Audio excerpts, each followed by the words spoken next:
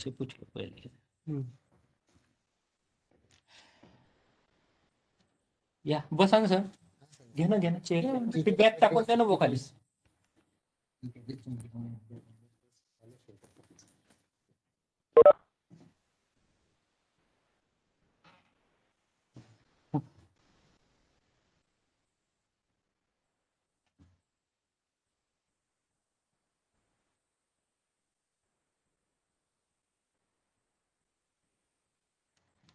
Hello. Hello. हा Rohan sir. Am I Yes, sir. audible? Yes, sir. I can hear you, sir. Okay.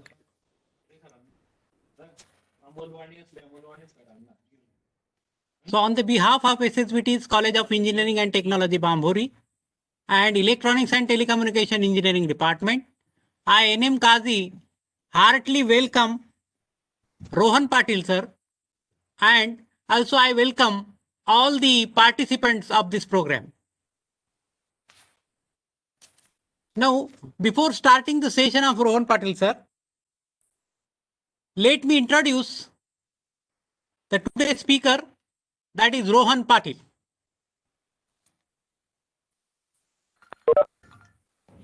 Rohan Patil, sir, is university topper in BE Computer Engineering. He has done his MTech in Computer Science and Engineering from VNIT Nagpur. He is also GATE qualified in 2017. Rohan Patil is a data scientist, GE Healthcare, JFWTC, working as a data scientist to demonstrate the research and production skills in healthcare, application of artificial intelligence in various healthcare modalities like ultrasound, MR, monitoring solutions, CT, etc. He has experience of R&D, research and development in the field of computer vision using machine learning methodologies. He is having strong hands on the experience in developing and deploying deep learning algorithm using framework like Keras, TensorFlow, PyTorch, ONNX, etc. He has developed natural language processing and conventional machine learning algorithm also. He is having software development experience using Python and Java programming languages. He also developed microservices in Python using Tornado and Flask framework. Also, he has deployed the product deployment experience with containerization using Dockers. As far as the professional experience of Rohan Patil sir is concerned, he is a data scientist, GE Healthcare. Also, he has a professional experience in the ADS and Engineering Development Program, GE Healthcare. He has filed one patent also for the work of ultrasound modality. He has published many papers on the healthcare. He has published papers in the IEEE ultrasound conferences in 2020 recently. So such a high profile person is among with us. So I request humbly Rohan Patil sir to start the session. Sure, sir. Thank you. Thank you for having me. And sir, please don't call me sir. I have been the student for this college, and you, Kazi sir and Zope sir. And it's been just 4 years now since I've been passing out from this college. And it feels great to be, on this side of the table, to be presenting whatever I have learned across this domain in this 3-4 years, right? And thank you again for having me for this session, and it'll be great interaction, I guess, with all the participants. So good afternoon everyone to all the participants, and thank you for being here for this session. Before moving forward, let me just share the screen, and I can confirm with Kazi sir if the screen is visible. Let me just share. Yes sir. Yes sir. Okay. The screen is visible. Okay, thank you. Just maximize, sir. Yes. Yeah, it's visible, right? Right. Okay, sure. So yeah, thank you once again for having me. And as you might know, that this is the day 5 of the machine learning and pattern recognition series that is being hosted by SSBT College Department of ENTC.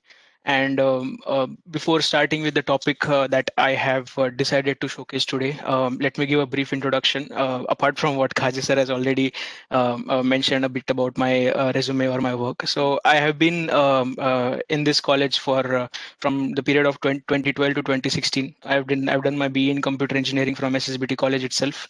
It was a great experience to learn a lot of things over there, and from then onwards, I decided to appear for GATE, and then I did my masters in computer science and engineering from NIT Nagpur, and that is where I fell in love and interest with this topic of AI and machine learning and data science, to be specific, right? So I have done my master's thesis in natural language processing, and that is where I developed interest. And when I joined the organization of GE Healthcare, which is my first organization in my professional career, the main focus of the job description was AI and machine learning, right?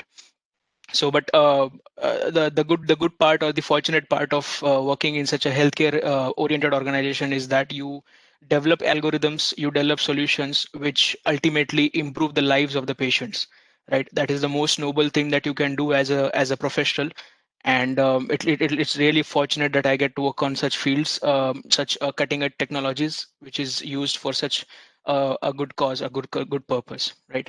So that was something which I wanted to share before I start, right? So let me first give a introduction of this topic, like an ensemble learning, right?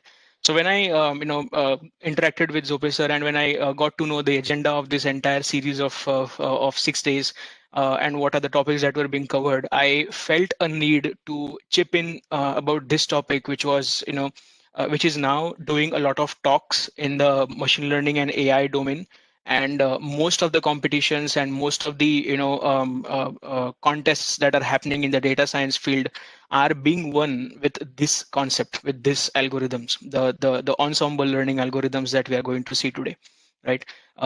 Yes, deep learning is current a cutting edge technology and state of the art of solutions that we can work with, but it is not wise to always choose the deep learning path to solve your problems, right? It is always a very wise decision or a very calculated decision that you need to make while developing your algorithms, whether you want to go with the shallow learning algorithms or whether you want to go with the deep learning algorithms, right? It is not always advised that you should go always with the deep learning algorithms. And when we talk about shallow learning algorithms, ensemble learning is the current de facto standard in the industry, right? And that is why I wanted to take a session, or at least discuss with you guys about the session on the ensemble learning.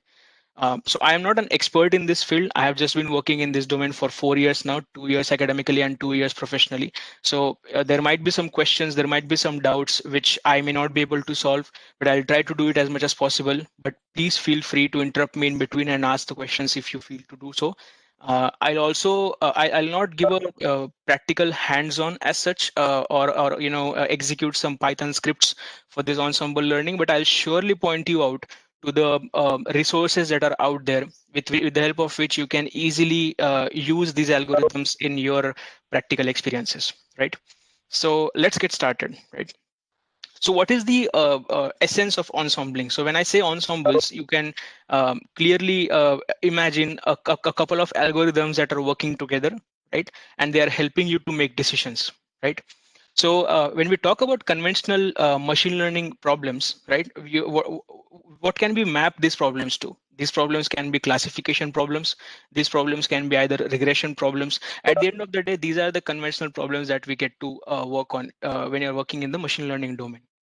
But when we talk about the individual algorithms, right? So there are a lot of algorithms that have been developed and published in this domain, like KNNs, or say logistic regression, or say support vector machines, or the kernel versions of these support vector machines, and so on, which you might have heard in this lecture series, or maybe you might have read about this in your experiences, right? So these are the individual algorithms which have been the talk of the town, and they have proven to be very accurate and very good in handling a lot of problems, right? But are these algorithms generalizable, right? When I say generalizable, do these algorithms span across and work efficiently good enough when we talk about some complex and difficult problems, right?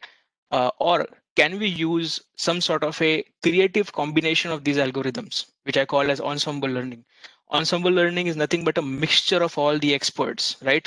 Say if you want to make a decision, say for example, let us take an example in a real life situation, right? So for example, you have a child and you want to put him in an engineering college, and you don't know which branch should the child take, right, for his engineering. So there can be a lot of data that you might have in hand. For example, some data like what is the likes and dislikes of your child, right? What are the marks of that child for say 10th and 12th and CET, for example, right?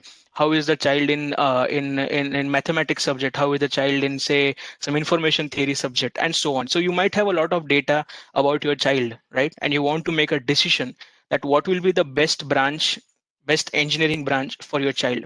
So what you can do is you can approach one solution would be you can approach one expert. Say that one expert would be somebody from say ENTC department, right, of a particular college which you have trust on, right?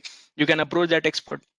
Now that expert is going to tell you all the good things about the NTC department, right? And that can give you a high bias towards the engineering department. And you can, although the data that you might have in hand would be very diverse, but you will get to hear all the good things about only an ANTC department, and you will make the decision on the basis of that, right? But what if you have a mixture of experts, right? For example, head of the department from ENTC department, head of the department from computer engineering department, and so on. And you say if you have all the 9 to 10 HODs in contact with you, and you ask them that this is my the data that I have. For example, this is the information about my child, and what do you think, based on your experience, would be a good department for a branch for my child to work on? Obviously, the child's interest is a very important factor in this, but let's take a hypothetical example here. So when you take a mixture of experts decisions, right, you get a very well educated prediction, right? So you get a very generalized solution and a very robust solution, because you will not be biased towards any one particular branch, or say any one particular approach, right? And this really helps us in developing very robust and very generalized solutions, and that is the essence of ensemble learning, right? I have put a picture in this slide where you can see this was the competition in 2008, which was given by Netflix for the video recommendation systems, right? So video recommendation system is a very well-known problem in all the streaming platforms like YouTube or Netflix. What they do is they give that information about their users. What is the likes and dislikes of each user? What are the videos that that user has seen, etc. And based on that, you need to recommend videos to that particular user. And this competition was the first time that Netflix has released their data at that time, and they have put a prize of $1 million at that point, in the year 2008. And you can see the number one in the leaderboard was an ensemble learning algorithm, right? And that was kind of a newsbreaker in the machine learning fraternity, that an ensemble learning algorithm is not only a research or a theory subject, but it can obviously put into practice, as seen in this contest, right? So that is a brief introduction, or the brief essence of what an ensemble learning is, of what an ensemble approach is, right? And before we move forward, I want to just recap something about Bayes or variance trade-off, right? So this is a very conventional, some people who might have worked in this domain, or people who might have read about this topics, you might have come across something called as bias and variance of a model, right? You can see a graph over here. I put a picture from a very popular book which we call as the Bible of machine learning and statistical science. It's the Elements of Statistical Learning, and this is a very good picture to summarize what bias and variance mean, right? So you can see over here in the picture, you can see the prediction error on the y-axis, and you can see the model complexity on the x-axis, right? The more you make the model complex, right? When you mean, what do you mean by making the model complex? You make the model much more, deeper. For example, if you're making something like decision trees, you make the decision trees very deep. For example, if you're making like something like SVMs, you make it very complex. Like for example, you make it a high dimensional or a polynomial like kernel like model in SVMs. So when you make a model very complex, you can see that the on the top you can see that the more the complex the model is, the low the bias of that model will be, but the higher the variance of that model would be, right? And this bias and variance should be trade off very accurately. The bias should not be very low. If you say the model is biased, that means the model is going to give you the same output no matter what input it gets. If you say that the model is highly varied, it means that any noisy data also can tweak the model and can confuse the model and it can give wrong predictions, right? So the model should not be highly biased. It should not be very low biased also. It should not be highly variated. It should not be low variated also. So there should be a good sweet spot for the low bias and the variance trade-off, right?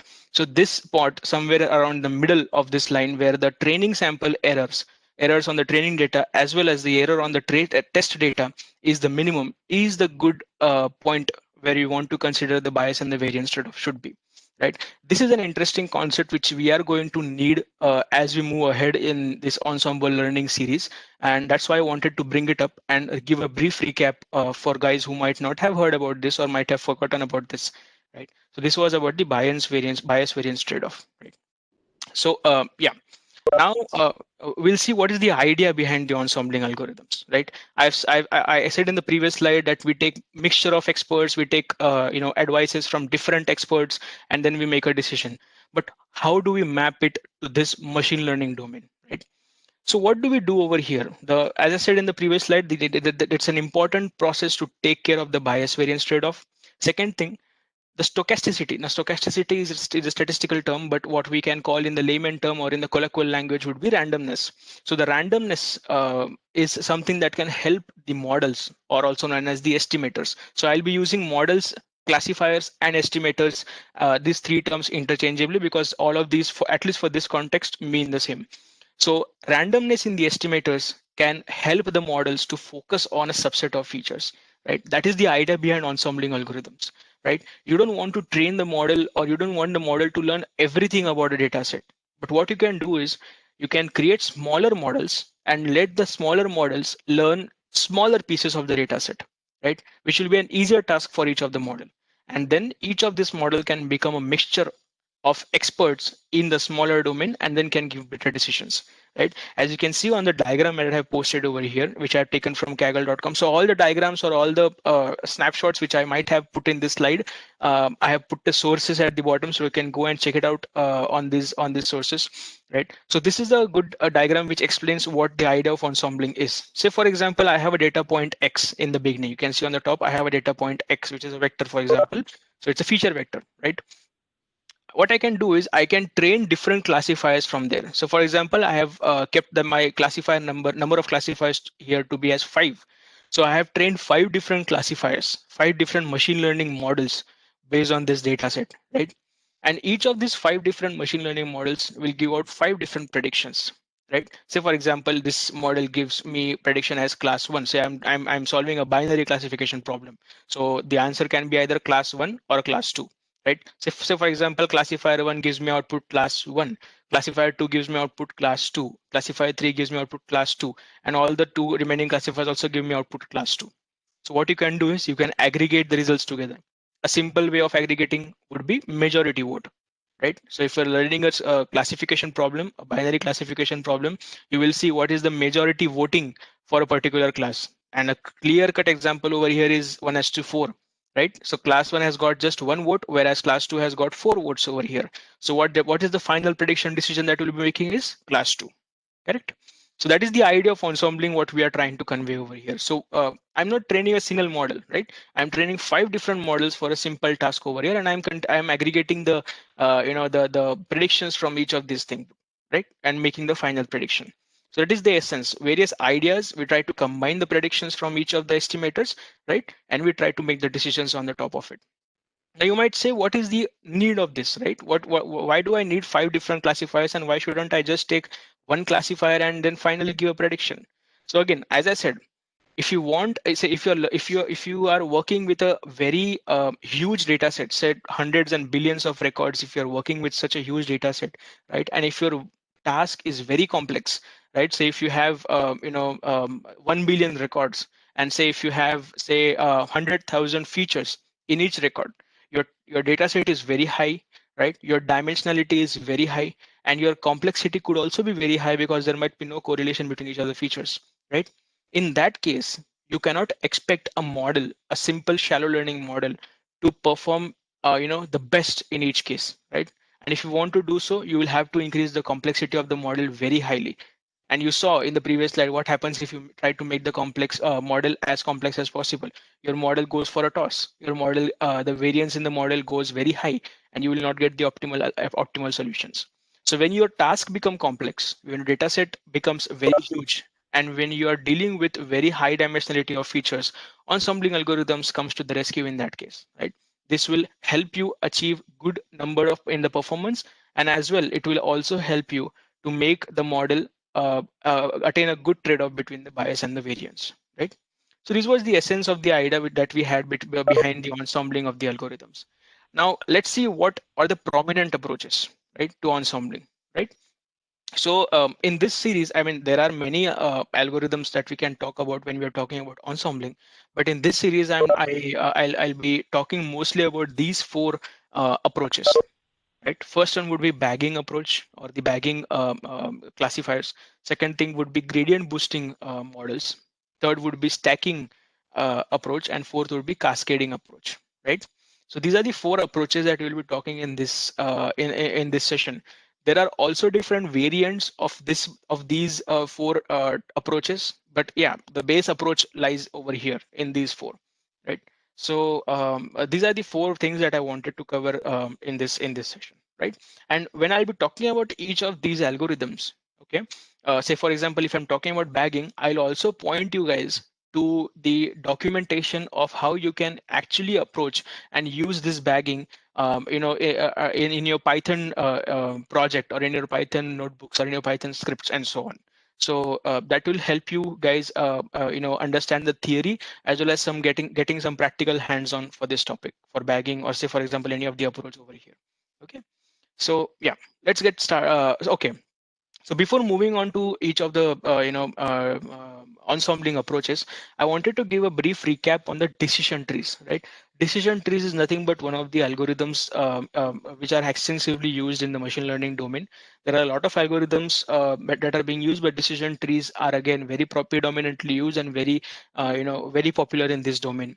The reason I wanted to give a brief recap on decision trees is because we will need these algorithms when we will be talking about something like bagging, right? Or say gradient boosting, because the decision trees are the ones which are very, as I said in this previous slide, right?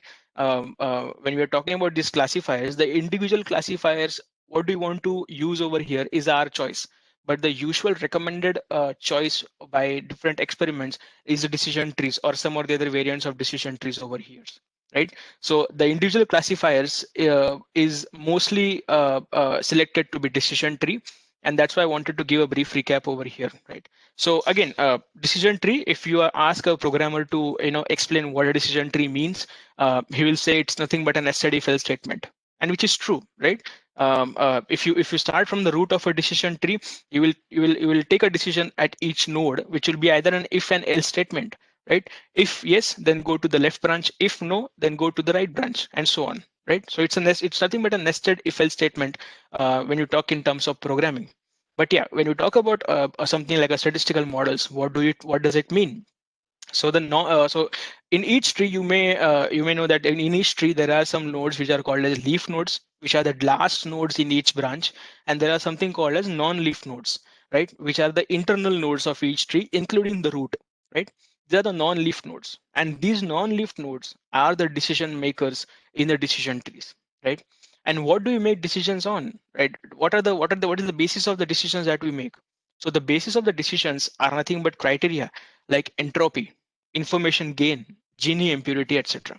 So these are, I mean, this is a very widespread topic, something like entropy. So there is some in information theory as well, it's predominantly used to find out a different things like an entropy, information. These are very widely used terms, and the same concept has been applied in decision tree as well, right? Say for example, if I am at a particular node in a decision tree, what is the feature that I want to use at that particular node?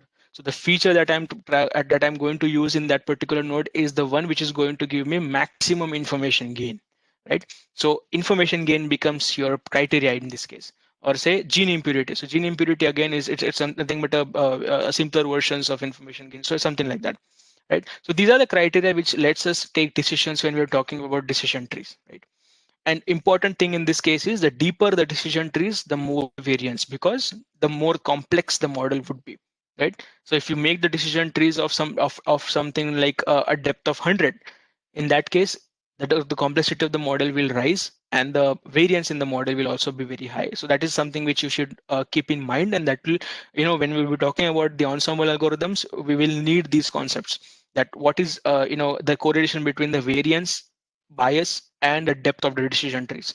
So remember this point, that the deeper the decision trees, the more the variance in that decision tree, right?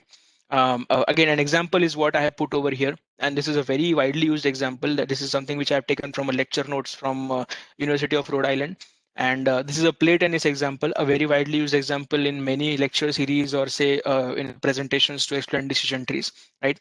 So for example, if you have these four features, right, something like what is the outlook on a particular day? Is it sunny? Is it overcast? Overcast basically means cloudy, or say is it rainy, etc., right? Outlook is one feature. Say if the second feature is temperature, right? How is the temperature on that day? If it's hot, it's cool, it's mild, etc. This is another feature called temperature. How is the humidity on a particular day? Is it high, normal, etc.? How is the day? Is it windy, true, false, and so on, right?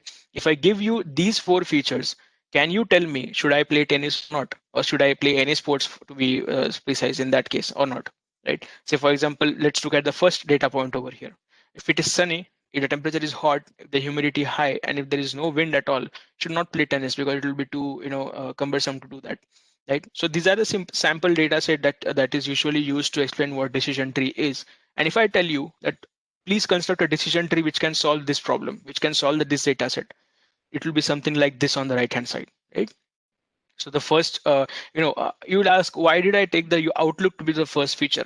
Again, it's the information gain, right? I would have used entropy, I would have used information, I would have used gene impurity, any of these models, right? So, or any of these criteria. And outlook is one of the features that the maximum information gain at this outlook to be at the top of the tree, right? If the outlook is either sunny, it's either overcast, or is it rainy, that this outlook will take, and therefore each of these this outlook node will have three nodes, right? So if it is overcast, right? Let's take a look at this data set. If it is overcast, so how many are the data points? There are four data points where the outlook is overcast, right? And each of these four data points, the answer is yes. If is overcast, that the decision is going to be yes, right? Again, you will find again, and there's no three to find out which the information is maximum point, for example. And we will take from the two values from them, we will identify in each of these cases. Like, my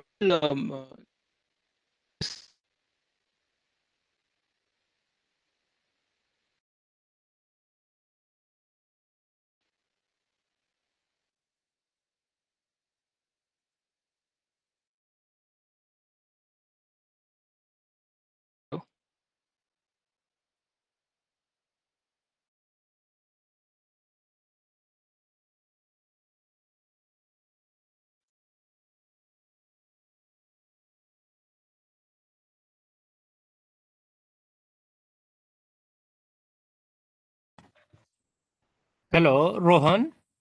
yes, sir. Am I audible? Yeah. Okay. I thought I lost the connection.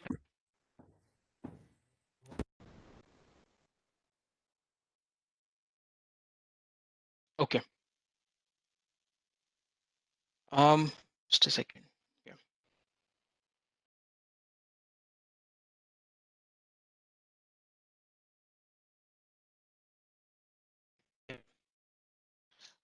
Yeah, so this was about the decision trees, right? So this is something which I wanted to take a brief recap before we move forward. Okay. Let's now start the concept which we wanted to cover mostly in this lecture, right? So the bagging concept, the first approach which I mentioned in the ensemble learning is the bagging, right? So what do you mean by bagging, right? Bagging is nothing but an ensemble learning which is a combination of two steps, right? Bootstrapping and aggregation. Okay, so B from bootstrapping and AGG from aggregation make together the bagging concept, right? It's nothing but an abbreviation for these two approaches. What does bootstrapping means, right? Bootstrapping actually refers it refers to the selection of random subsamples from the data points, right? So if you have a data point, if you have a data set, you will not be passing the entire data set to a particular model, right? You will be selecting subsamples from that random subsamples from that entire data set, right? And you'll be passing it to each of the model in the ensemble learning individually during the training, right? Say for example, in this case, I have put a picture over here. Okay. So say if you have a training set of which is something like this, which has all the colors, you can see the color code over here. If you have this training set, right? And if you do a random sampling on this training set, right? What you do is you for each of these classifiers, see three classifiers, classifier number one, classifier number two, and classifier number three. For each of these three classifier, I'll train it with three different subsamples or three different sets of subsamples of this training set, right? So for example, in this first case, I have picked three different colors. In the second case, I have picked another three different colors and so on. So these are randomly subselected. Okay. So these are randomly subselected and the model is trained on top of it. So this is something called as bootstrapping in statistical terms. Okay. This is how we train our model on. So these are three classifier models that we have trained, and each of the three classifier models is given three different random subsamples of the data set. What this will what do you want to achieve with this? Why don't we pass the entire data set to each of the model and then make predictions on top of it, right? So the point is that in case of bagging, what we want is we want that the individual models, right, to have some sort of a low bias and high variance. Okay, that is the need of the models that we have. Okay, we want the models to be low bias and high variance. Okay, and how will we compensate? But is high variance a desirable characteristic? No, we don't want the model to be highly variated, right? We want to decrease the variance. And how do we decrease the variance? By aggregation. Right? So aggregation is the step with which we can decrease the variance in the model, right? So when we train a model with low bias and high variance, we can't put the entire data set to the training of such a model, because that model will not be able to handle the entire data set and the complexity of the problem that we have at hand, right? When we do the randomness in subselecting the data samples, what it will do is it will train the model with different feature combinations, right? And different data combinations in the entire data set. This will make the model more robust and less biased, right? So that is why we take subsamples in the data set and we don't train the model with all the data set that we have at hand, right? That's why we do this subsampling, random subsampling of the data set. Okay. So you see the figure on the right hand side. This is the figure which explains how does the bagging algorithm work like, right? Say for example, if you train different models, so M1 is one model, M2 is another model, M3 is another model, and so if you have k such models, so till mk, right? You have these M1 to mk k different models which have been trained on different subsamples of the data set, right? And we don't only do subsampling on the data set point, we also do subsampling on the feature sets, right? And that is what the random forest algorithm does, right? When we talk about random forest algorithm, you might have heard and you might have read about random forest algorithm. Random forest algorithm is nothing but a bagging algorithm where we don't only do row subsampling, we also do feature subsampling or column subsampling, right? So what do we do over here? Say for example, if you have 100 cross 100 metrics, right? So if you have 100 data samples and 100 feature, hypothetical example, if you have 100 data samples and 100 features, right? What you will do is for each model, what you will do is you will train the model with say something like 20 cross 30, right? So you are doing subsampling on the feature level as well as on the row level, right? So when you do subsampling on the feature level, that is nothing but the random forest example. Okay, so say for example you have trained k different models in this case. So M1 to MK are k different models.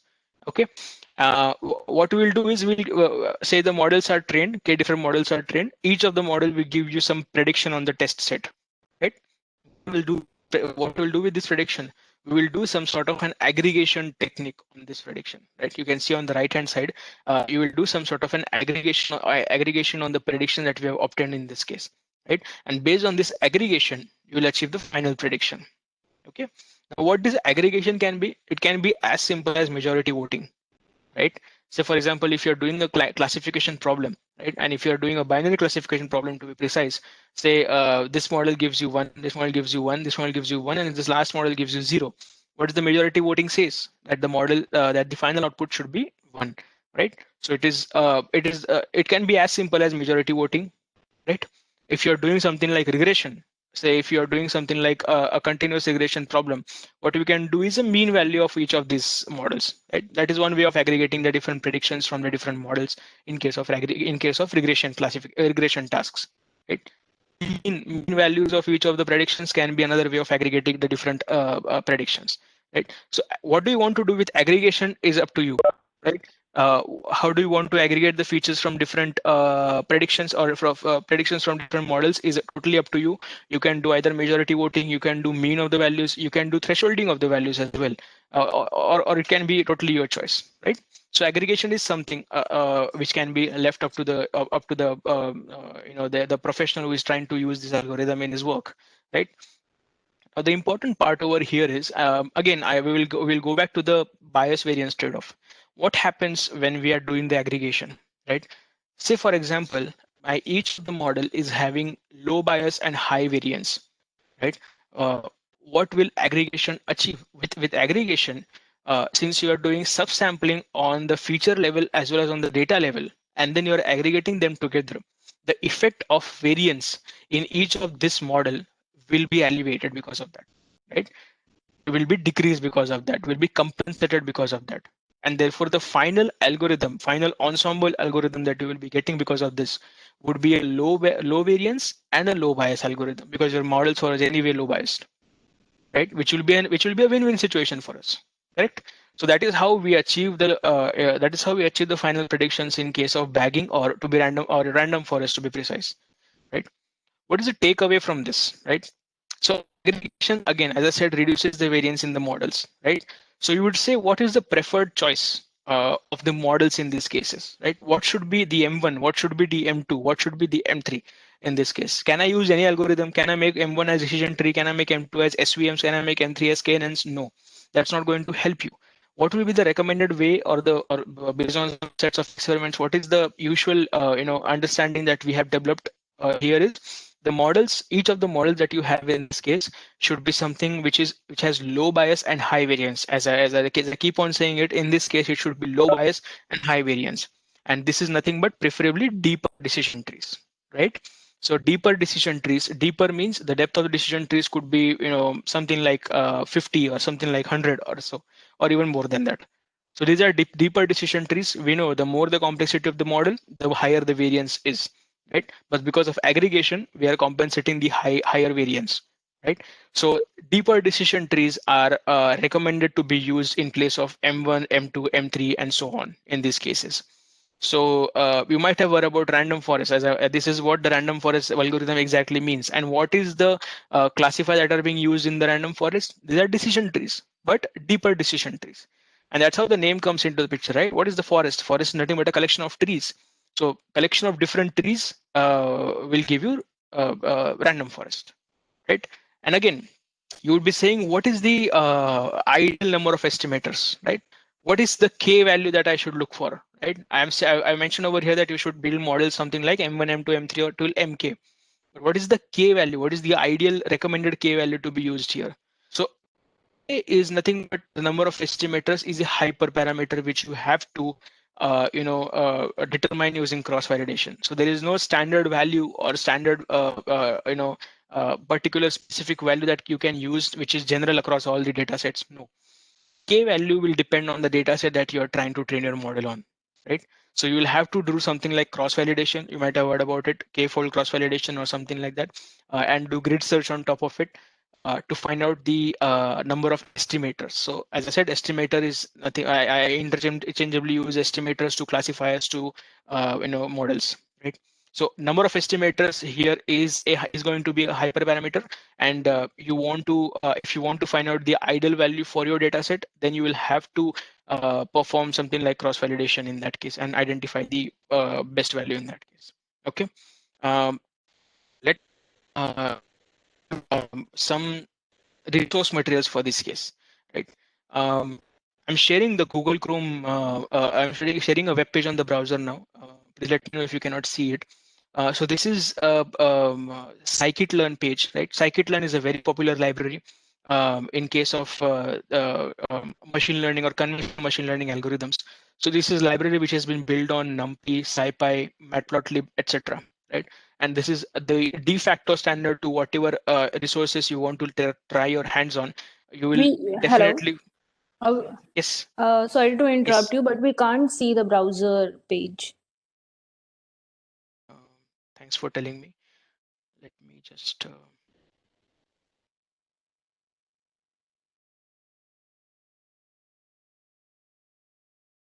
you still seeing the PPT? Yes, PPT is only visible till here. Okay.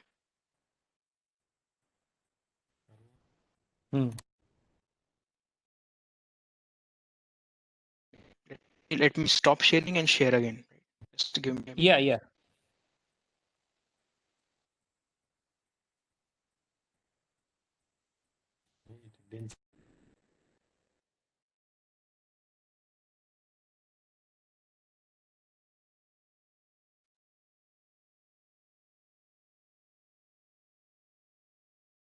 I've shared again.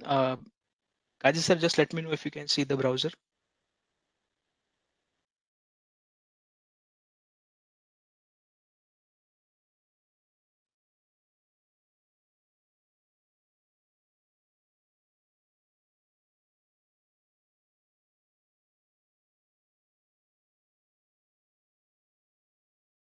Or anybody, Sushmita, I guess it was you. Just let me know if what you can see on the screen. Yes, yes, now it is visible. Super, thank you. Yeah.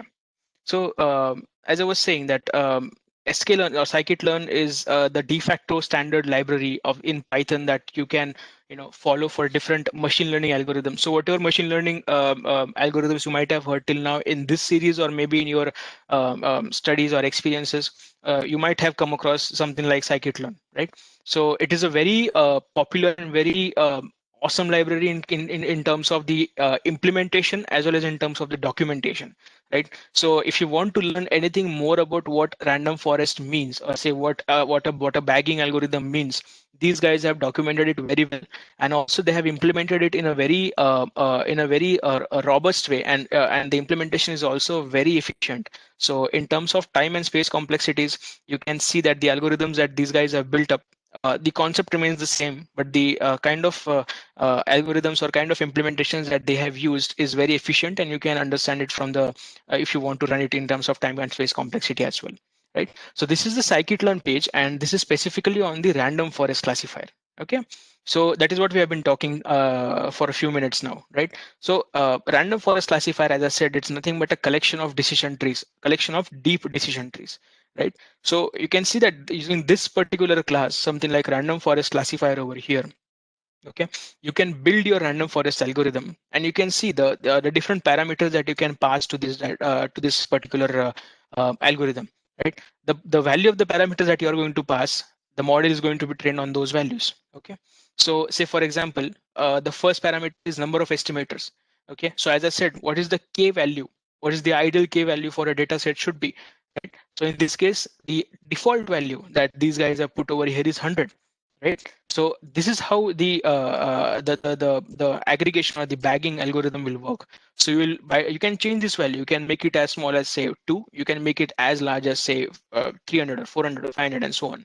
But the more estimators you have in your model or in your random forest, the more the complexity of the algorithm would be, right? So you need to find the best way or the best value for this particular parameter, right? So number of estimators is one value. Second thing is the criterion.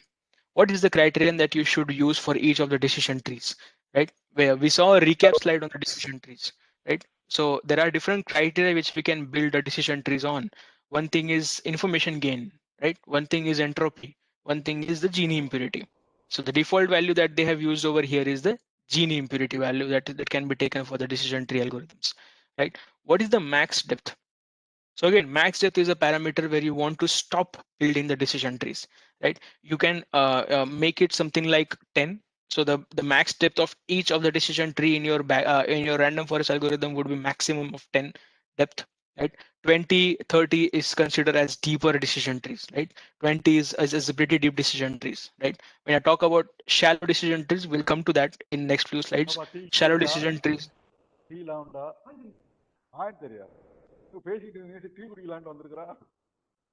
Okay. So shallow decision tree is something like depth of 2 and 3, right? Yes, there is some noise. Okay, thank you.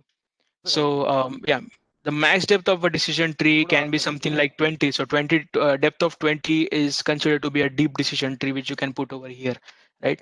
And so on. So there are many such parameters which you can set over here. Again, there is a random set value which you can set. So this will be something like a seed of the randomness in your values. You would ask, where is the randomness coming into the picture? As we said, we are selecting random subsamples from the data set. So if you set the random set to be a particular seed, then you will be getting the reproducible results in that case, right? So these are the descriptions of different parameters that these guys have given, and you can check it out. You can play around with these values. They have also mentioned the default values that should be there in each of these parameters, but you can again tweak those values based on your data set that you want to try on and get the results, right? So this is a code snippet which these guys have also given. So again, it's as simple as random forest.fit, right? So that this is why I didn't want to give a practical hands-on on these ensemble algorithms, because scikit-learn has made it so easy to just put the dot fit method in front of the name and it will train an algorithm, right? So it's better to understand the theory behind or the mathematics behind what is happening behind these algorithms, and then just give a code snippet of how you can use this in your projects or in your practices, right? So yeah, as we can see here that these guys have just given two values, random state because they want the result to be reproducible, and max depth equal to 2, right? And they have trained the model in this case because the data set is pretty low, right? So this is a very good resource page. So you can learn much about the random forest description. You can tweak a lot of parameters for building your model, and you can see that there are a lot of variables that you can manage to tweak in this case and train your model on that case, right? So this was about the random forest. Let me get back to the PPT. Okay.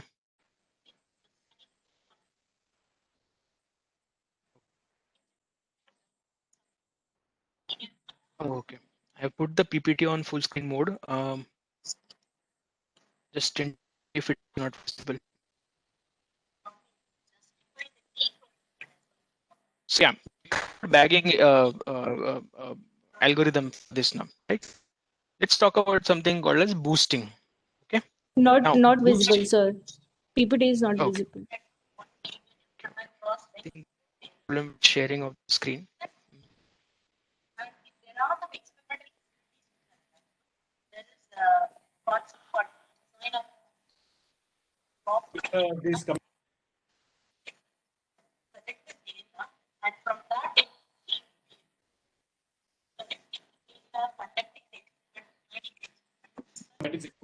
Rohan sir, when you are switching from a web to PPT, then you need to reshare it. Both you cannot switch, right?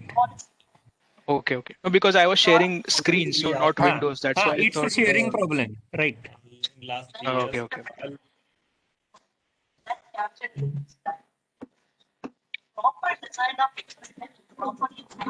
PPT again.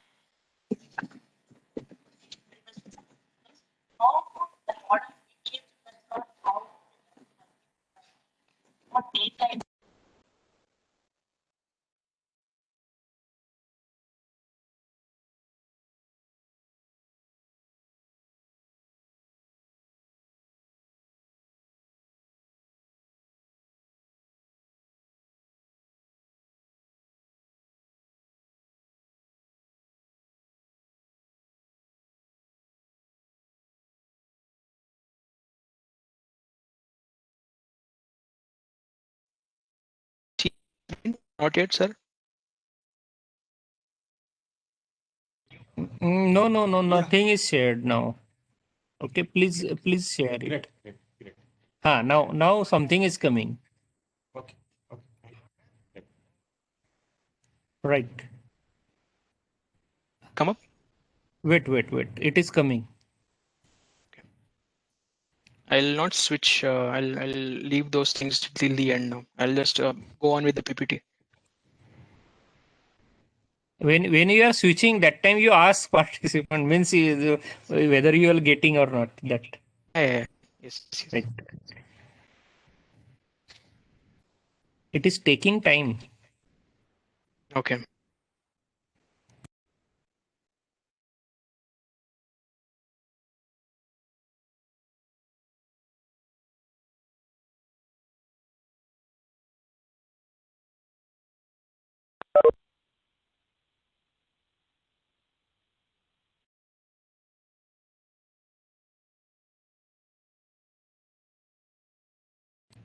Right.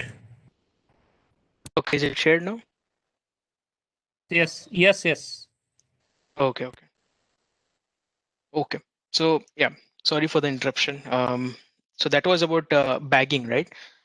Let's talk about something known as boosting. Okay. So boosting also colloquially known as GBDTs, so gradient boosted decision trees and so on. But I'll come to that. What GBDT actually means.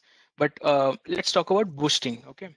So gradient boosting, to be very precise, it's an algorithm, right, where a series of models are subsequently trained on the residual error. Okay. Now what does that mean? We will come to that. So it is a little bit it can be a little bit overwhelming to you guys, this algorithm, because it's a bit mathematical, and you need to understand a lot of concepts to understand what this algorithm means, like loss function, optimization, and so on. But yeah, we will walk through that slowly and steadily, and we'll see if it is very difficult, I can stop and explain in that case also, right? So yeah, gradient boosting, what we do over here is we train a series of models, right? So in the previous case, we saw that none of the models was dependent on each other, right? What we are doing is in the case of bagging, we were subselecting the data samples from the data set, right? And we were training different models on each of the data samples, and those models were not dependent or were not sequentially trained on each other, right? But in this case, this is a different problem. What we do over here is we train the models, and the models are dependent on each other, right? So what's the principle behind boosting, right? So the principle behind boosting is that the gradients, or in simple term, gradients are nothing but the derivatives, right? So gradients are also known as the pseudo residues, right? If you take any loss function, okay, and if you try to find the residue, if you're trying to find the derivative of that loss function, what you will get, the term that you will get as a part of the derivative would be looking similar to what you can call it as the residual function or the residual error of that particular sample. So gradients are also known as pseudo residues in the conventional machine learning terminologies, right? And what advantage does this give us? That here, because gradients are also known as pseudo residues, and boosting is dependent on the residual error, you can replace the residual error with the gradients form, right? And the gradients can be used any loss functions which is differentiable can be used in this case, right? Because what we are talking about is the gradients. So any loss function, which is obviously differentiable, that's why it's known as loss function, it can be used over here as the pseudo residue errors, right? And that is how the model would be trained in this boosting algorithms, right? And the most popular boosting algorithm that we have seen till now is the gradient boosted decision trees, right? There is also something known as ADA boost, right? ADA boost is also another boosting algorithms, but personally speaking, I haven't seen many applications which are running on ADA boost algorithms as of now. Many of the internet companies, many of the time series data analysis companies are using gradient boosting algorithm a lot, right? AdaBoost made its name because it was, I think, it was one of the first popular face detection algorithms in the machine learning fraternity, right? I'm saying face detection or face identification. So we don't know whose face it is, but we know that where the face is in the entire image, right? So AdaBoost, I guess, it was first popularly used to be one of the face detection algorithms. But apart from that, I guess now in most of the contests and in most of the industrial usages, I didn't see more ADA boost to be used extensively, but gradient boosted decision trees is by far the most popular algorithms that I can say in these cases, right? So we'll see what is the core concept behind the boosting or the gradient boosted boosting algorithms, right? Let's say step one. So this is the pseudo code which I have written based on my understanding, and we will also see what is the actual algorithm that is out there in the literature, right? So we'll see what is the difference between what I have written based on my understanding, and we will see what is the actual algorithm mathematically out there in the literature. Okay. So what we do is first step, okay, very simple. We start with something known as the zeroth model. Okay, this is not the actual model that is going to be there in your entire ensemble. Let us build a zeroth model. Okay, so zeroth model is built on your whole data. Okay, it is trained on your whole data, and every data point will be something like x vector will be mapped to a class variable or a target variable called as y. Okay, so xy is something that the model is trained to fit, right? It fits on x and it tries to predict y, and we built a zeroth model in this case, right? Second step is we find the pseudo residual error for this model, right? So pseudo residual error can be any loss function, as we mentioned in the beginning, that pseudo residues can be replaced by gradients, and we can find any loss functions in this case to be used for finding the pseudo residual error, right? So for this model, we will find something known as the loss function, the pseudo residual errors of this particular model, right? And let's call it that error zero, okay, or error zero, right? Now what we do is we start an iterative process. We start an iterative process which runs from say I equal to 1 to m. M is again the number of estimators in your ensemble algorithms, right? So it can be 10, it can be 50, it can be 100, right? It depends on your data set. We are trying to train a classify. We are trying to train a gradient boosted algorithms, and we say if we have m as the number of individual classifiers in this algorithm. So what we'll do is we'd start a iterative process in this case, right? So we train the ith model, right? I range from 1 to m. So we'll train the ith model, which will try to fit x and error in I minus 1. Okay, so what we'll try to learn, it will take the data point xi and it will or say xi1, and we'll try to find out it will try to predict something like error of I minus 1. So error of I minus 1 is the pseudo residual error of the model which was built in the previous stage, right? So if we are talking about something like I equal to 2, then the model tries to fit x and error of 1, or the model or the error of the model which was trained in the first iteration, and so on, right? So this is what the model tries to fit to.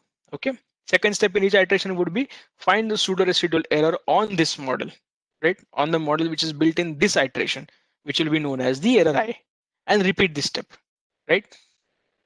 If you think about this concept, this is a very simple concept but a very fascinating one as well. So if you think about this concept, what we are trying to do over here is we are trying to fit the model, or we are trying to build models which can decrease the residual errors, right? Because we are trying to predict the residual errors based on the data points, and the more and more data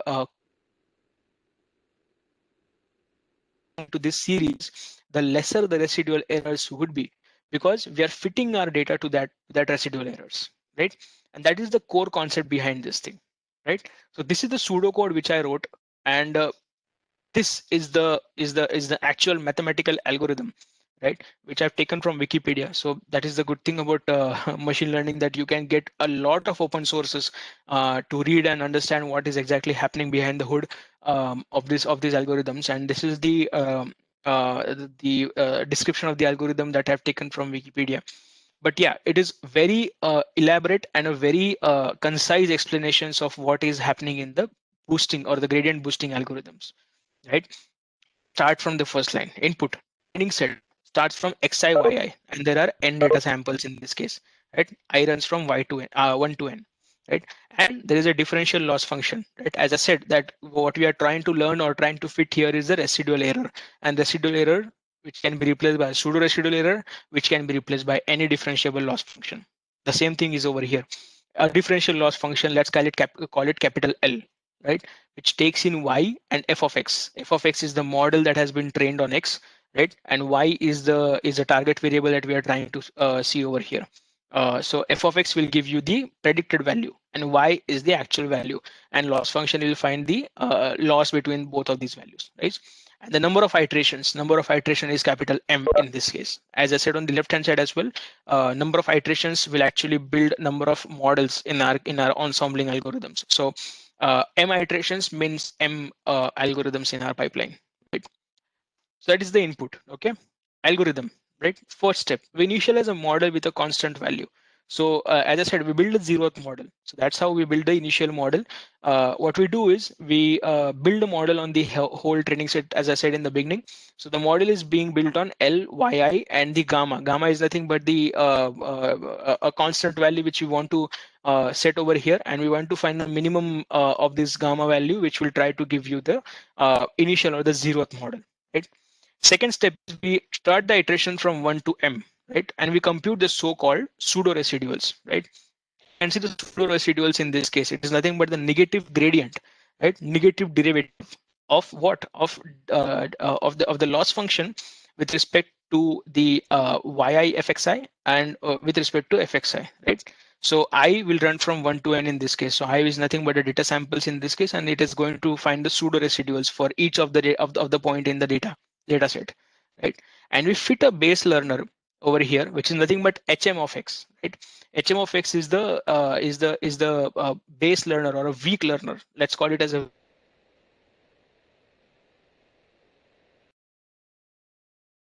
right? So we try to learn hm of x and try to fit it to the pseudo residuals, right? Look at the left and the right hand side correlation, right? We try to fit it to the error in the in the previous step or the pseudo residuals in this step. That means what we're trying to do it is train it using the training set xi rim. RIM is the pseudo residual that has been pointed out by in the first step, right? So we try to predict x based on xi. We try to predict the residual pseudo residual errors, right? And then finally we try to find out the multiplier gamma m. So gamma m is nothing but the weighted average. We can call it as the weighted average of all the of all the models in the pipeline till now, right? So gamma m is the multiplier value, and you can see the equation that has been there, right? It is nothing but the loss function between yi and fm minus 1 plus gamma hm. So the current model that has been trained in the current iteration and the prediction value that has been given by the previous iteration, right? So it is nothing but a simple one-dimensional optimization problem. It is very trivial to solve that, to find the gamma value. And finally, the fourth step, we identify fm minus 1 plus gamma hm, right? The gamma m, which has been calculated in the third step, which is the one-dimensional optimization problem, which can be solved very easily. So gamma m becomes the multiplier in that case, and hm of x is nothing but the base learner which is trained in this iteration, and fm minus 1 x is the final model from the previous iteration, right? So that is how we come to the fm of x, which is the model in the current iteration, and this repeats, right? So fm the series of fms, right? f1 f2 f3 fm till fm are nothing but the base learners in this case, and this series of fms give you a single output which is there in the third step, nothing but f capital M of x, right? So f capital M of x will be kind of the aggregated sum, or the not the sum but the aggregated value of the predictions from each of these models, right? So that is how the model turns out to be, correct? So this is a bit different. This can be, I mean, you might not have understood it fully, but if you understood the core concept of this thing, even that is enough to understand, or to understand the essence of gradient boosting, gradient boosted algorithms, right? So again, let me repeat in this case, what difference between what we have seen in the previous case and what we are seeing now is that the individual models are not independent of each other. In the previous case, they were independent, but here they are dependent, right? Because each base learner, each model in each iteration is taking the residual errors from the previous model, from the previous base learner, right? So with each of the model is dependent on each other, right? Or at least on the previous sublearners, right? Secondly, we are not trying to fit the model on the target variable. That's just a zeroth model that we are trying to do. We are trying to fit the model to the residual errors, right? That is the core concept behind this gradient boosted algorithms, right? Okay, so that is what the algorithm contains. And when we replace these base learners with decision trees, right? When we replace these base learners with decision trees, if you want to put some model in place of the decision trees, in place of these base learners, and if you put it decision trees, then the model becomes gradient boosted decision trees, right? So the gradient boosting concept remains the same, and the individual base learners are now the decision trees, right? Okay, so the point that we should note over here is the individual estimators, right, also known as the base learners, to be over here, are required to be the models which have high bias and low variance, right?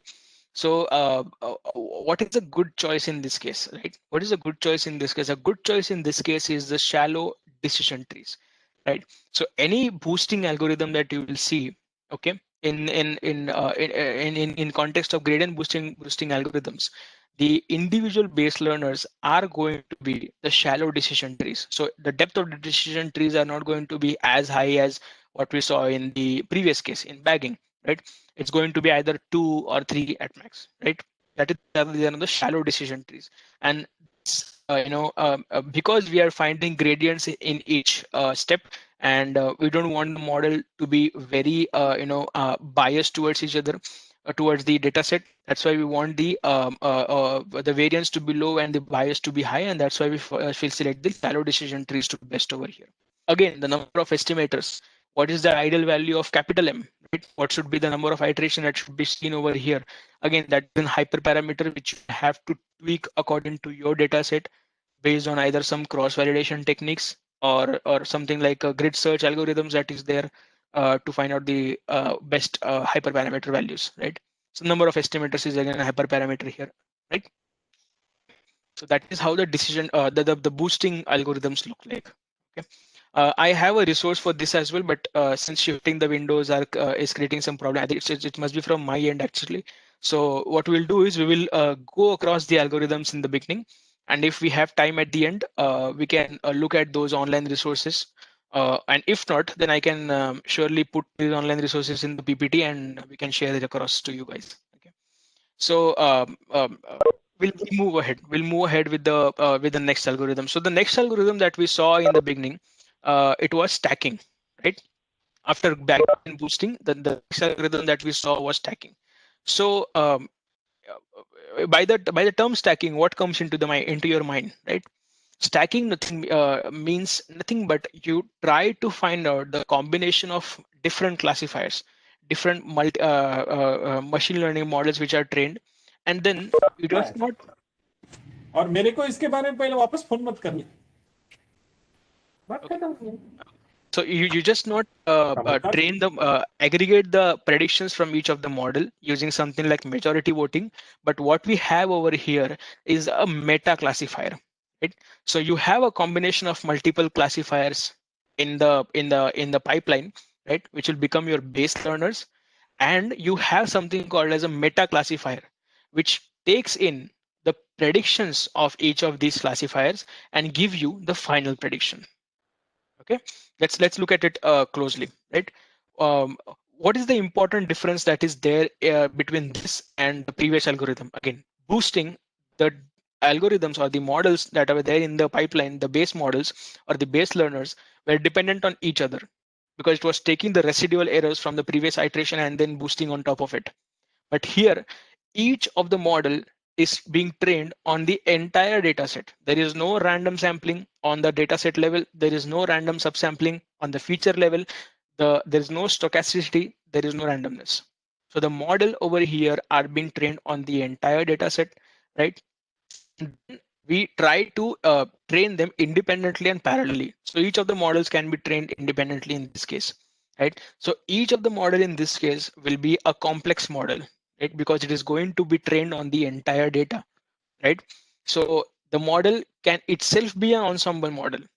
Okay, so say if I have 10 different models in my pipeline, if I have 10 different base learners, these base learners can be a combination of something like a logistic regression, SVM, random forest, boosted decision tree, and so on. So you can use another ensemble model to be there in the pipeline of the stacking algorithm. That is the strength that it gives you, that the stacking algorithm gives you, right?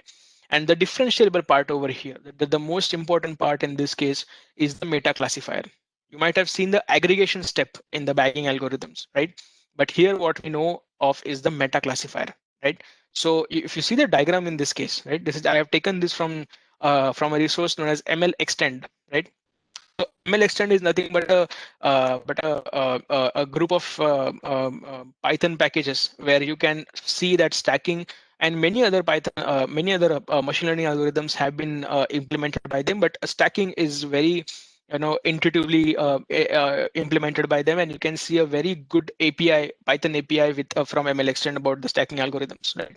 I'll show you at the end of the session when we will be talking about the online resources. But this is the core concept that happens behind stacking, right? Let's start from the training set on the top, right? Training set, which is the entire training set that you have at hand, and you start training m different classifier models, right?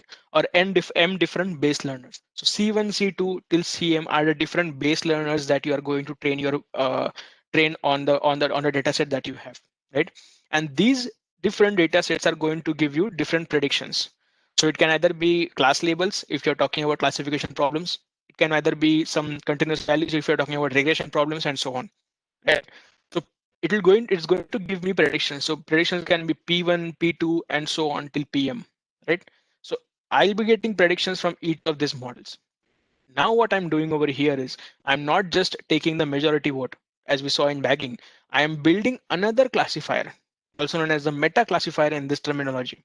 I'm building another classifier which takes in the predictions from each of these base learners and give me the final prediction.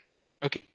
So this meta classifier can also be a machine learning algorithm, something like logistic regression, right? Logistic regression can be used over here, which takes in something like a binary set of values like 10010 and so on till m if you have m different classifiers.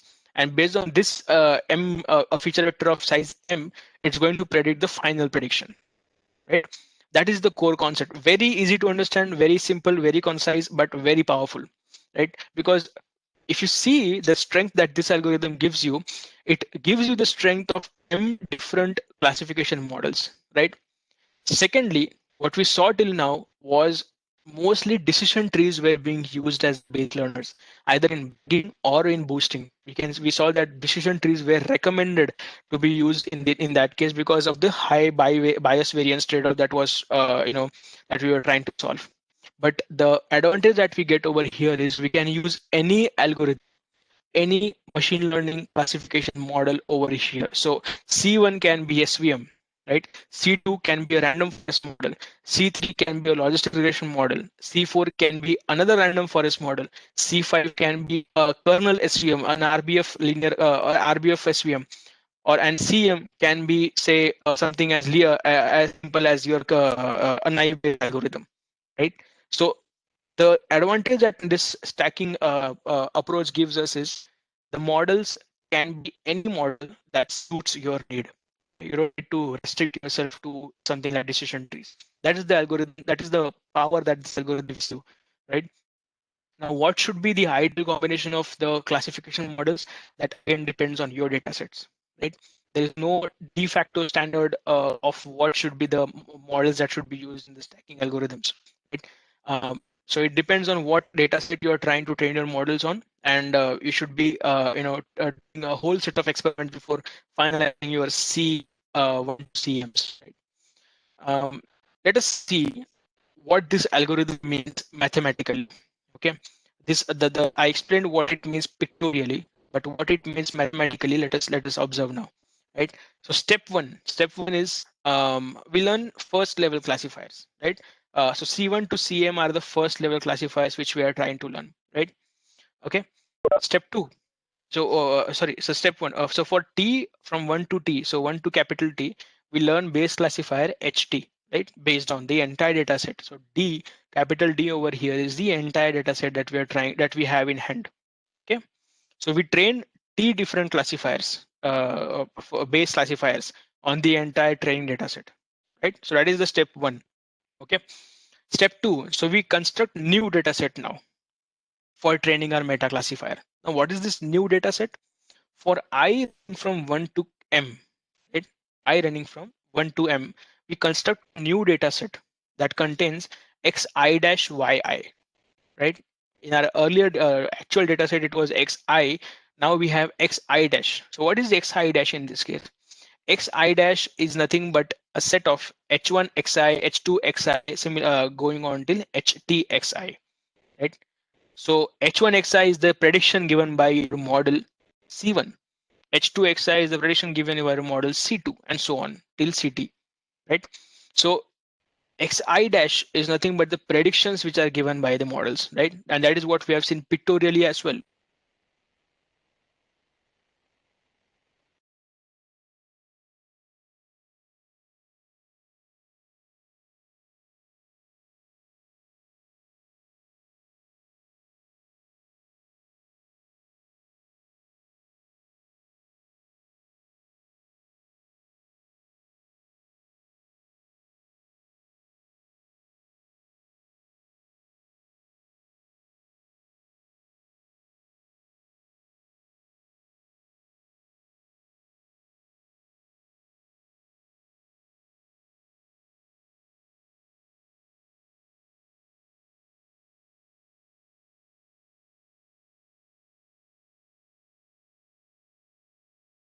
So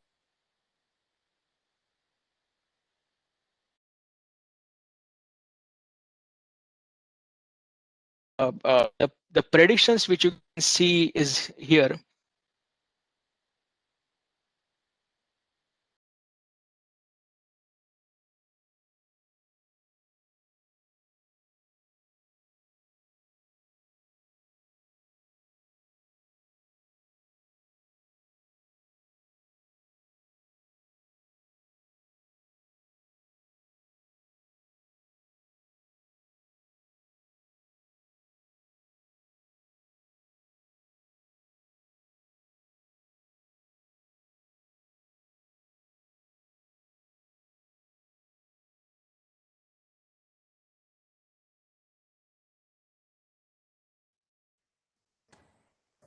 Hello. Yes, sir. Am I audible? Yes. Okay, okay. Because I saw a chat message that I was not audible. Okay.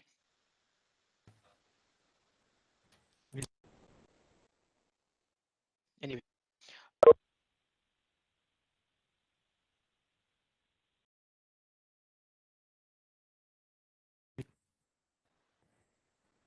आवाज नाही येते रोहन तुझा तरी.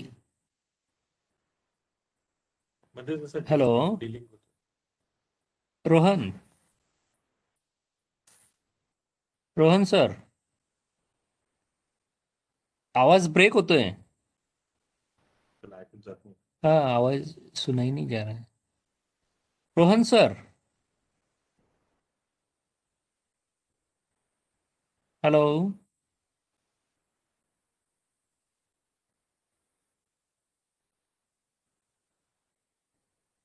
Hello. Rohan sir. काय म्हणते ते? हाँ.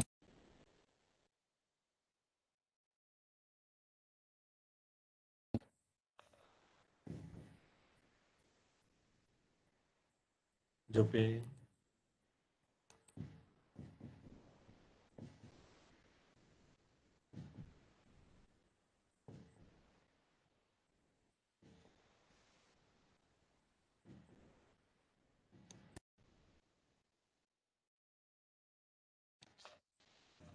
झालं का? हेलो रोहन सर, आवाज नहीं आ रहा है.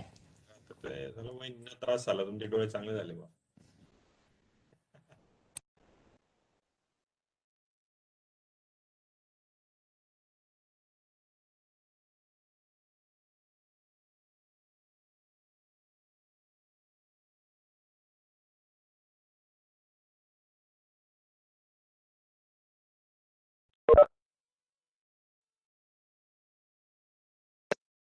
Okay, yeah, I have unmuted myself.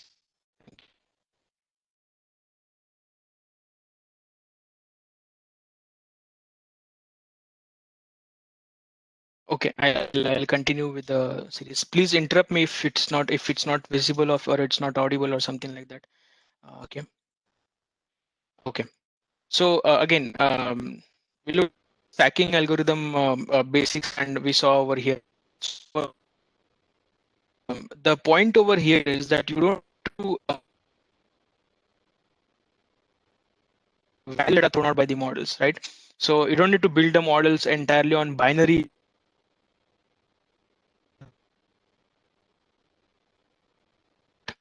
What you can do over here is you can values of your models, right? So here is nothing but a probabilistic model which can give you the probabilities of each of the classes, right? So usually the internally the thresholds are set to be 0.5, right? So if the probability is greater than 0.5, the model throws the values as 1, and if not, then it throws the value of 0 in some usual cases. But instead of going by the actual values, what you can do over here is you can also train your models, or you can also train your meta classifier on the probabilities that are thrown out by the base learners or by the different classifier models, right? So that is also something which you can try, which is usually not mentioned in any of the literature, but it is usually done in practice, that you can not only rely on the actual values, but you can also try it on the probabilistic values. Okay, so that is one part. Now, what is the drawback of the algorithm, right? So the drawback of the algorithm in this is that it is prone to overfitting, right? I'll tell you why. What you're trying to do over here is you're trying to train m different classifiers on the entire training data set, right? And if your any of that particular set, say any of the classifier out of that is not trained correctly, right? Or say if you use a set of different classifiers, and if any of that particular classifier overfits, right, that overfitted knowledge is also being transferred to your meta classifier, right? So what you're trying to train your meta classifier is not a pure correct knowledge. You're trying to train your meta classifiers on some noisy knowledge which are coming which is coming from a overfit models, or it can be one or two or even more than that. It can be many overfit models, and we are trying to train your meta classifiers on top of it, right? Plus with that reason, the another reason could be the complexity. You can see the complexity of this algorithm, right? You're training m different classifier models, right? And as I said, you can put any ensemble model as well as one of these models. So you are training m different classifier models, and then you are building another classifier which is a combination of the predictions of these m different classifier models, right? So think about the time complexity of this case, right? So you'll have to train m different classifier models. Each of these models will either some of these models can even be ensemble algorithms, which will have another n different classifier models and so on, right? And then you train a meta classifier on top of it. So think about the time complexity of such models, and the complexity of such models which can tend to be overfitting on your data set, right? So that is the drawback of this algorithm that you will have to look into when you are trying to train such a stacking ensemble kind of an algorithm, right? It is not a being I haven't seen myself many applications which try to use stacking as a part of it, because there are a lot of experiments that you have to do before you move ahead with stacking algorithms, right? What should be the base learners, right? What base learners are you going to select if you are trying to solve a problem that itself needs a different DOE to be done, a design of experiments to be done, right, before deciding on top of it. So there are a lot of experiments that needs to be done before you start using stacking in your practices.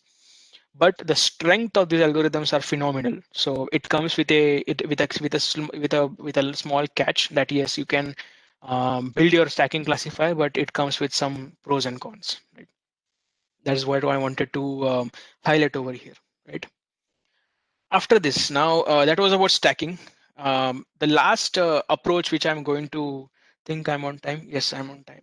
So the last approach which I wanted to highlight over here is the cascading, right?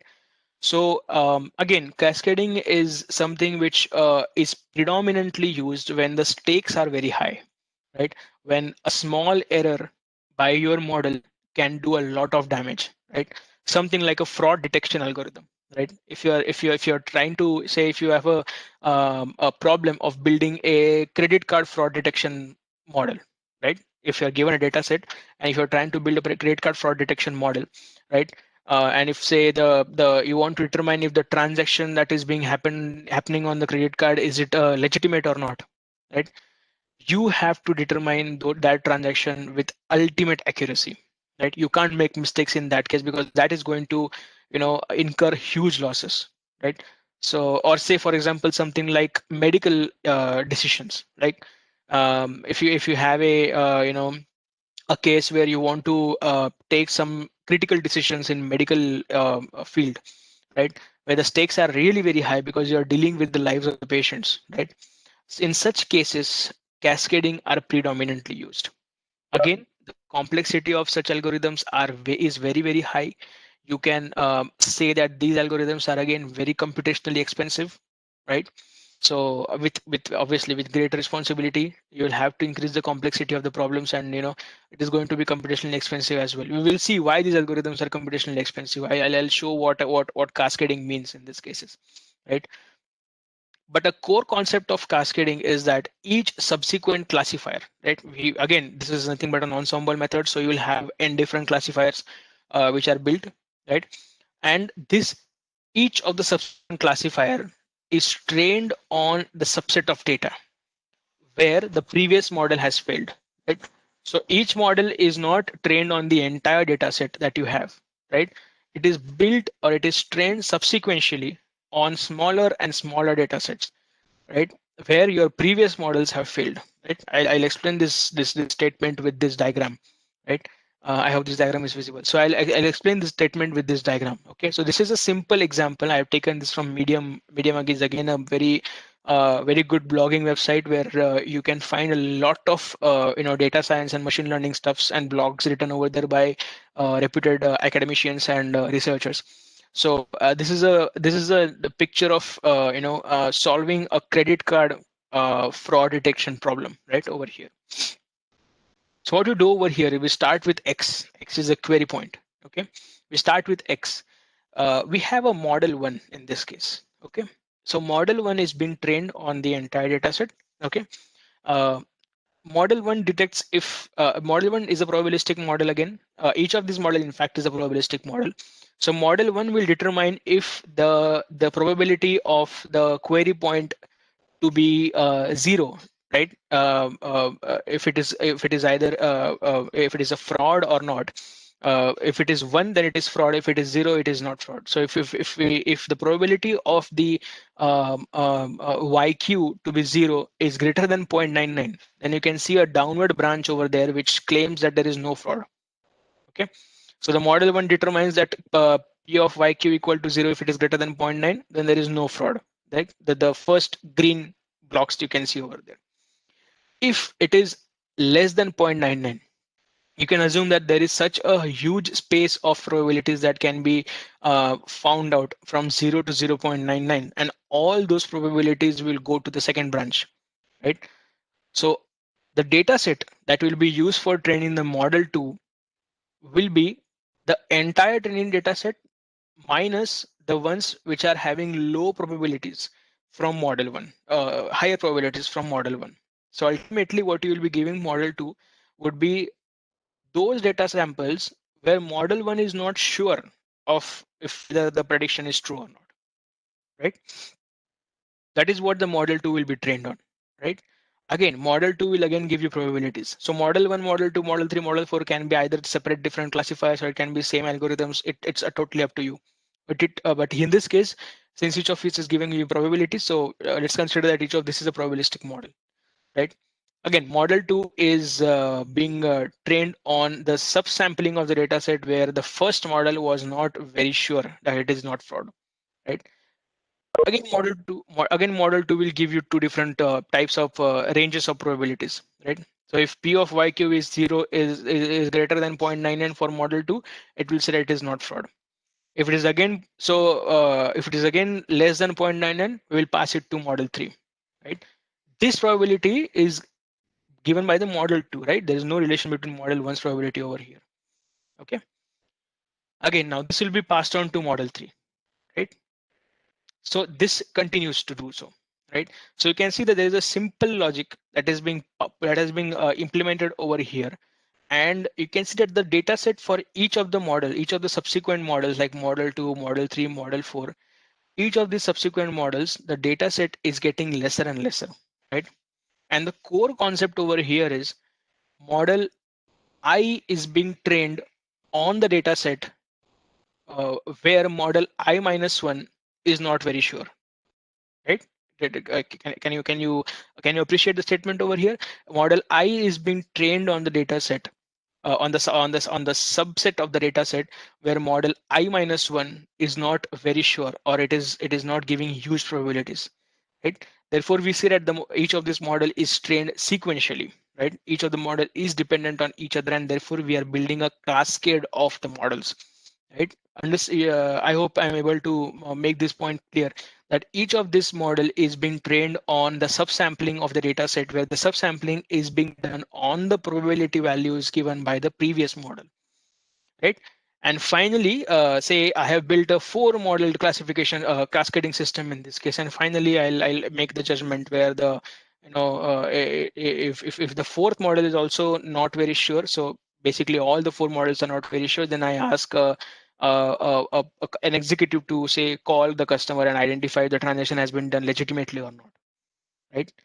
That is the example of cascading models again, right? Very simple a concept to build, huge freedom that you have in here because the if else conditions in each iteration is totally up to you, because you know what model 1 is able to be or what model 1 is capable of, you know what model 2 is capable of, you know what model 3 is capable of. So each of the condition that you want to put over here in each step can be tweaked and customized as per your data set, right? So there is a huge freedom that you get in cascading the models, and we get the strength of the models to be there in the entire workflow, right? Also, one important point over here is you can the model is very interpretable, right? I have not used the word interpretable till now, but you may have heard the word in the entire last 4 or 5 days, and also maybe in your practices you might have heard the word interpretable. But for those who don't know, interpretability of a model is nothing but the ability of a model to explain why it has made a particular decision. Okay, interpretability in colloquial language, like in very simple terms, in very layman terms, interpretability of the model is nothing but the ability of the model with the help of which we can explain somebody why the model has made this decision, right? We can look at the most important features. That is one part of the interpretability. Here, what you can do here, why I'm calling this model or this ensemble technique interpretable, is because we can tap in any of the places, right? We can tap in any of the places. Say I can tap in to the output given by the model 2. I can tap into the output by the model 3, and with the help of that I can understand why has this cascade model taken this decision, that okay, yeah, because of the model 2 probability was low and model 3 probability was high, therefore the model has taken this decision, and so on, right?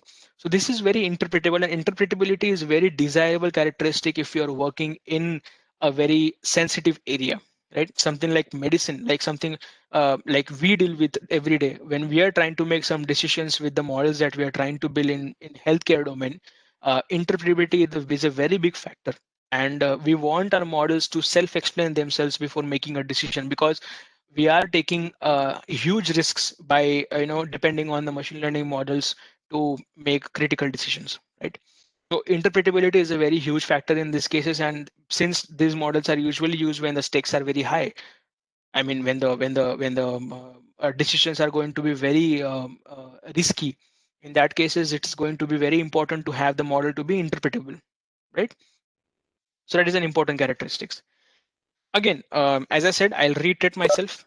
This is only used when the effect of the failure is adverse. It is very recommended that it is very recommended to use a cascade of the model when the, because you want to double check your decision by different models, right? You want to check it twice, you want to check it thrice, and you want to build a cascade of such series when when the stakes are very high, when the effect of the failure is very adverse and very critical, right? Something like a fraud detection algorithm, as I said in the beginning, something like a credit card fault, credit card transaction, if it is really a transaction or it is a fraud transaction. If you want to determine that, this is a good use case for this problem, right? Something like medical decisions, as I have been talking, something like critical decisions. If say I come across a particular patient, and if I want to make a decision, if I want to make some critical operating decisions on the patient, that is again a very high profile problem that I'm dealing with, right? And therefore in that cases cascading is a usual is a recommended approach to work with, right? Again, in this case, number of estimators, what should be the number of estimators, or what should be the number of base learners? Say m the model 1 2 3 4 in this case is 4. The number of model in the entire pipeline is again a hyperparameter which you can tweak and which you can learn with different techniques like cross validation and grid search or random search and so on. But yeah, it is a hyperparameter which you have to experiment with and identify based on your data set. Okay. So that was about cascading. I think I have covered pretty much of the topics which I wanted to cover today.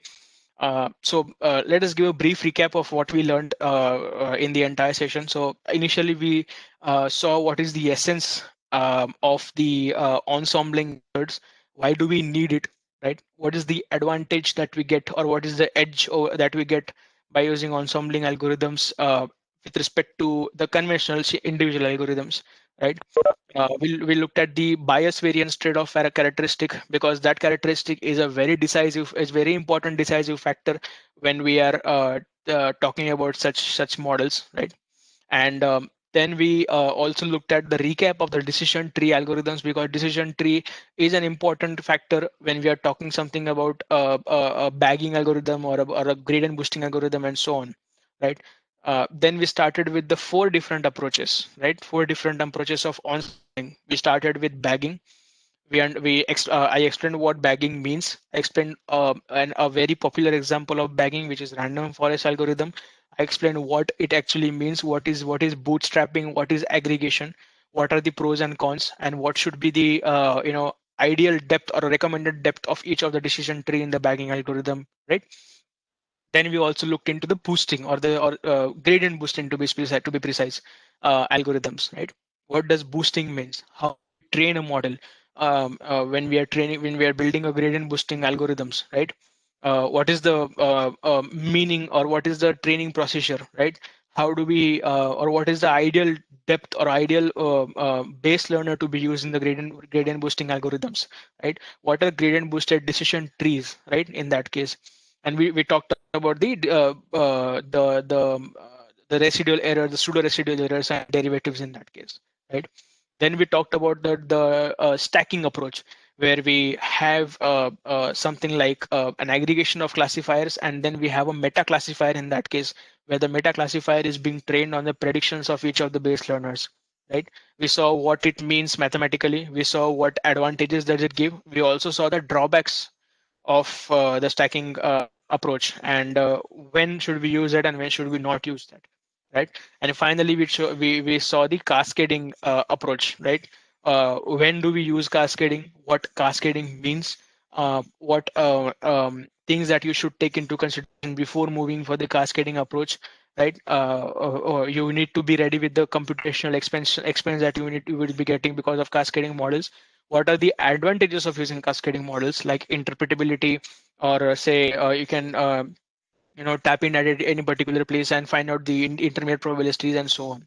Right? So we saw a lot of use cases also for this cascading models, and in each of the cases, number of estimators is a hyperparameter, which is a common statement across, right?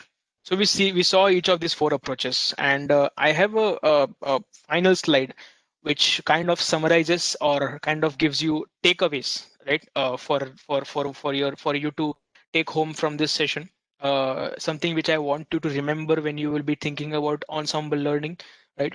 So first point is ensembling methods have become the de facto standard of the industry and the academicians. Okay.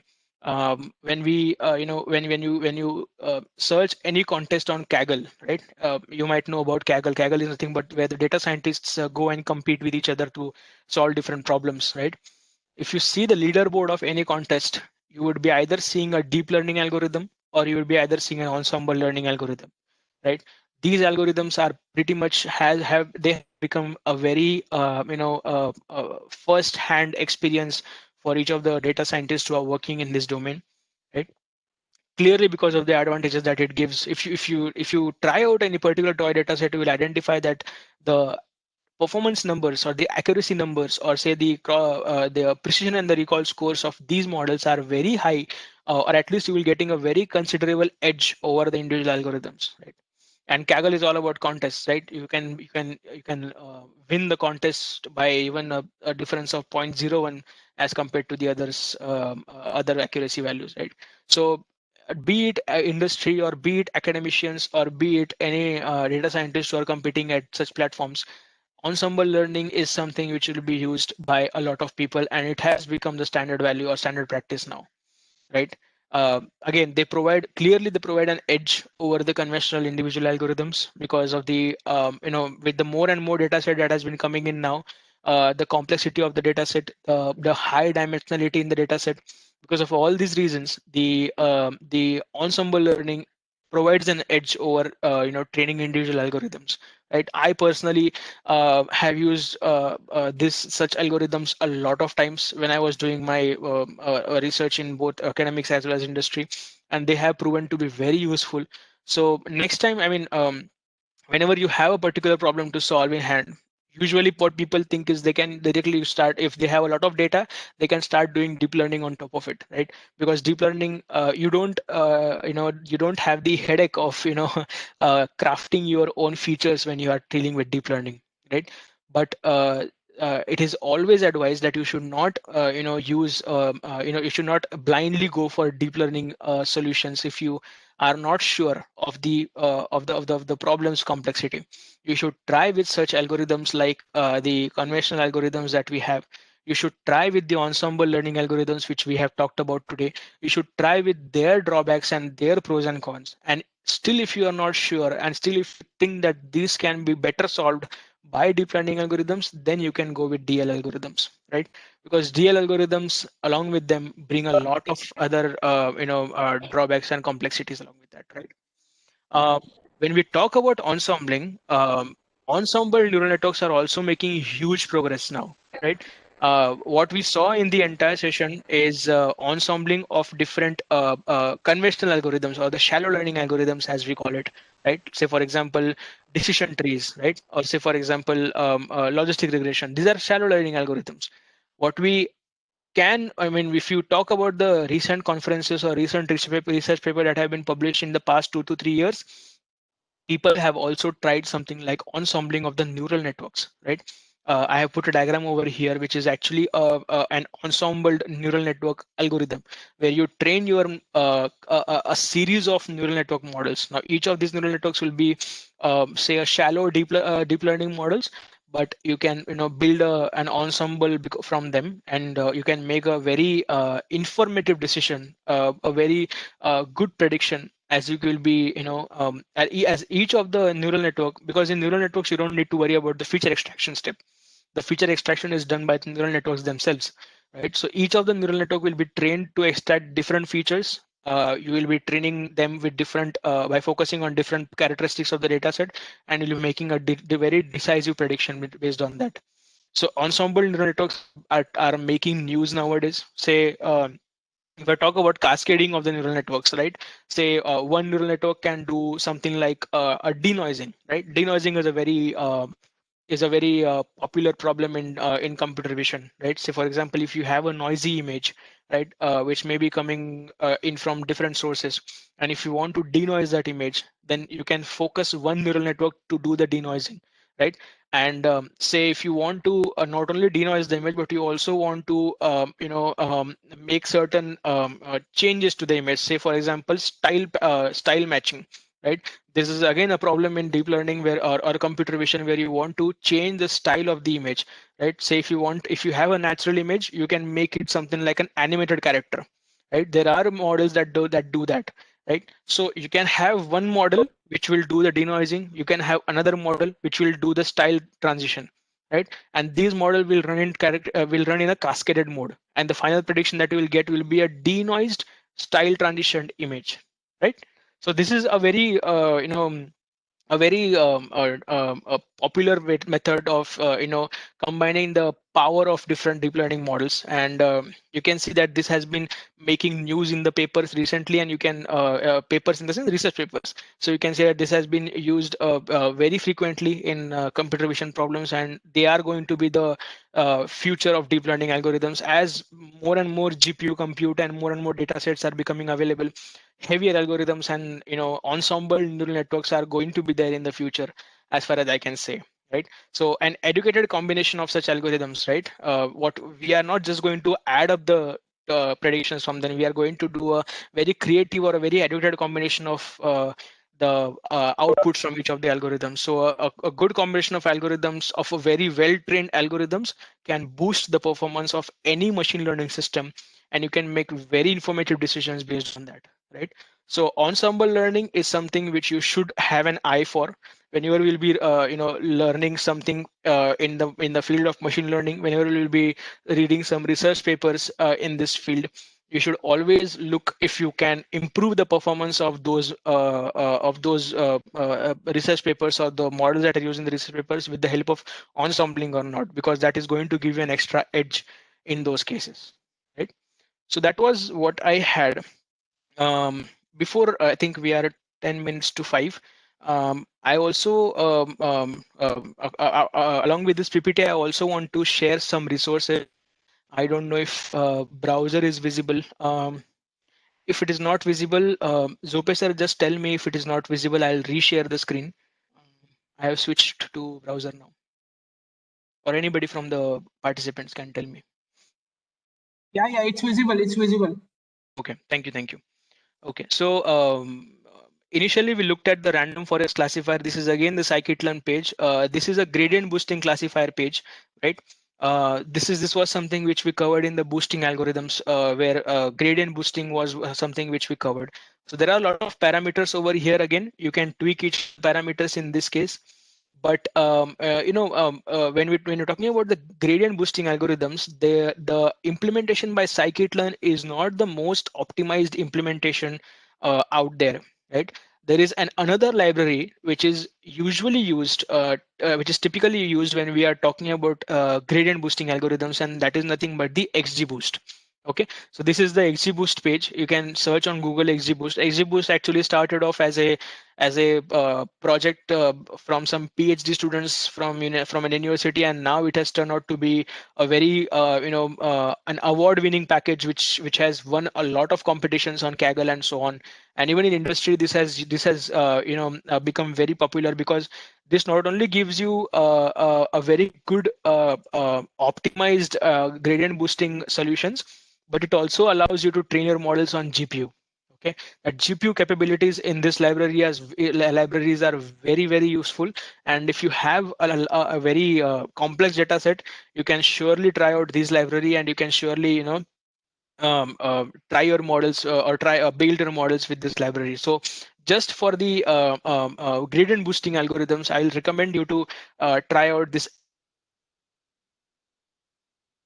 format, or the API is very simple. So this is the API. It is very simple, something like .fit or .predict, just like we have in scikit-learn.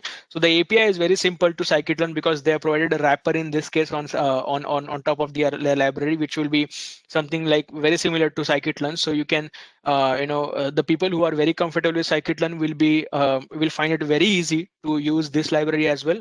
But I personally would recommend you to use the XGBoost library if you are trying to build your gradient boosting algorithms for this, right? So there are a lot of parameters that you can use over here, number of estimators, the tree method, what booster you want to try. There are a lot of parameters you can try and tweak with this, right? This is a good package if you want to try boosted decision trees. Okay. Then I had one more package to show you, which was this ML extend, right? ML extend is something which is very good for stacking classifiers. Right. In fact, I actually picked up the image and the algorithm from this website only because they have very good references on stacking classifiers, right? And they have very optimized solutions and optimized package for stacking different classifiers, right?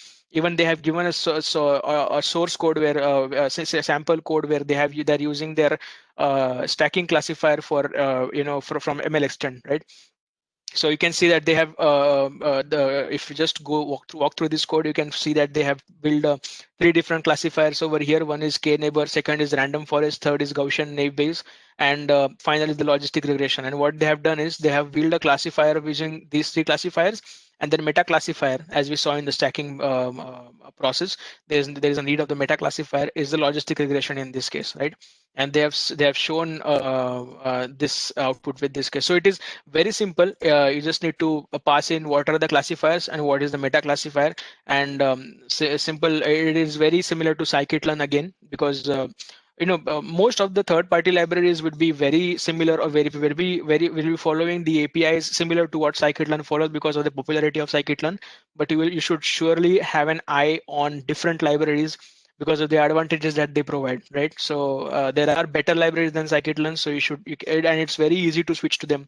For example, just something like this, the ML extend, you can, I'll post these web URLs in the PPT so that you can go and check them out and you can use this very easily in your projects, right? So this is about stacking and cascading also. Cascading is mostly like there are libraries to do that as well. So I'll post this URL surely for in the PPTs that we have, okay? So this is something which I wanted to show you. And with that, I think I'll conclude the presentation. Zope sir, you can take over. Rohan, yeah. Is it over? Yes, sir. The presentation is over. Right, sir. Right, sir. Is there any queries from participants? I hope you are going to continue this session tomorrow also. Yes, sir. The topics would be different. Okay. Yeah. I think it is on deep learning, no? Yes, sir. Yeah, deep learning. Right. Okay. Then I thank to Rohan from the SSBT CUT Bamburi for taking very good sessions. Sir, please share this PPT to me. So I will share it to all the participants also. So definitely, yes. Okay. Anyone have query? Please ask.